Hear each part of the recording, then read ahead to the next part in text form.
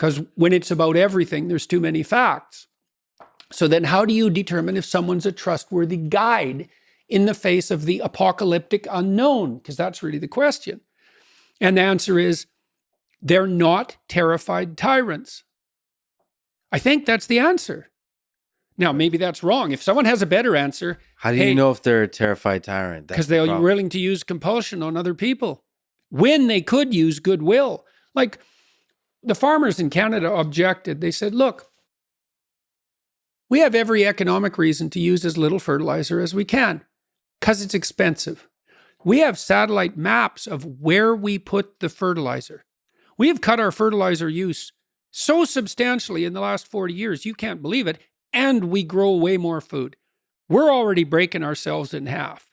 And if you know farmers, especially the ones who still survive, you think those people don't know what they're doing. It's like, yeah, they're pretty damn sophisticated, man. Like way more sophisticated than our prime minister. And now you tell them, no, it's a 30% reduction, and we don't care how much food you're growing. So it's not a reduction that's dependent on amount of food produced per unit of fertilizer used, which would be, at least, you could imagine it. So, okay, so you're producing this much food, and you use this much fertilizer, so you're hyper efficient. Maybe we take the 10% of farmers who are the least efficient in that metric, and we say to them, you have to get as efficient as the average farmer. And then they say, well, look, our situation's different. We're in a more northern climate. The soil's weaker.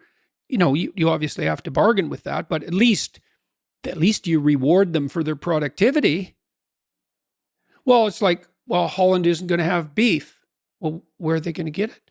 Well, you don't need it. It's like, oh, I see. You get to tell me what I can eat now, do you? Really? Okay. And Holland is going to import food from where that's more efficient on the fertilizer front? There's no one more efficient than Holland. And same with Canada. And isn't this going to make food prices more expensive? And doesn't that mean that hungry people die? Because that is what it means.